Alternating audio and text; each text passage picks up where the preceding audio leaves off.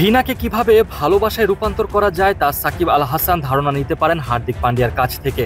দ্বিতীয়বারের জন্য হার্দিক যখন মুম্বাই ইন্ডিয়ান্সে যোগদান করেছিলেন তখন তিনি পুরো ইন্ডিয়ার মধ্যে ঘৃণিত একজন ক্রিকেটার হয়ে গিয়েছিলেন, অথচ সেই ঘৃণাকে ভালোবাসায় রূপান্তর করেছিলেন টি-20 বিশ্বকাপে ট্রফি জয়ে বড় ভূমিকা রেখে।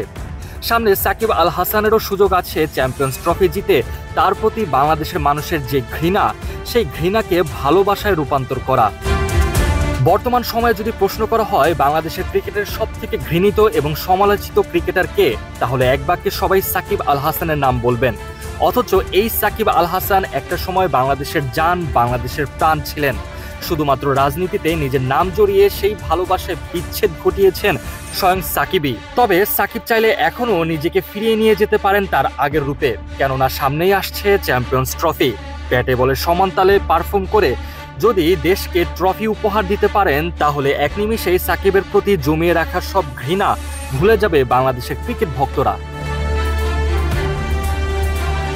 গেল টি-20 বিশ্বকাপে হার্দিক পান্ডিয়া পুরো আসর জুড়ে দারুণ পারফর্ম করেছিলেন এবং কি ফাইনাল ম্যাচে ব্যাট হাতে দলের জন্য বড় অবদান রাখতে না পারলেও বল হাতে ঠিকই সর্বোচ্চ 3টি উইকেট একাই শিকার করেছিলেন, তাও কিনা আবার 3 ওভারের মধ্যেই। ঠিক এমনভাবে সাকিব আল হাসান, যিনি এমন একজন অলরাউন্ডার যে ব্যাট হাতে খারাপ পারফর্ম করলেও পরবর্তী সময়ে বল হাতে পুষিয়ে দিতে পারেন।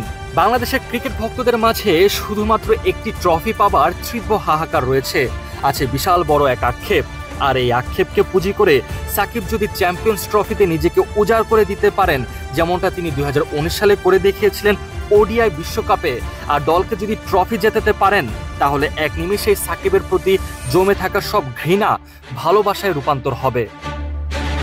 সাকিব আল হাসান নিজেই তার ভক্তদের ফোন কলের মাধ্যমে জানিয়েছেন যে তিনি চ্যাম্পিয়ন্স ট্রফি খেলতে চান, এই জন্য তিনি নিচ্ছেন বিশেষ প্রস্তুতি।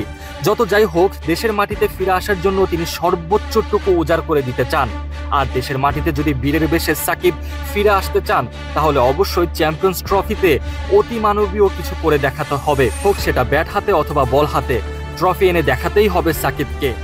এখন দেখা যাক হার্দিক পান্ডিয়ার মতো সাকিব আল হাসানও কি নিজের পারফরমেন্স দিয়ে দেশের মানুষের ভালোবাসা পুনরায় উদ্ধার করতে পারেন কিনা।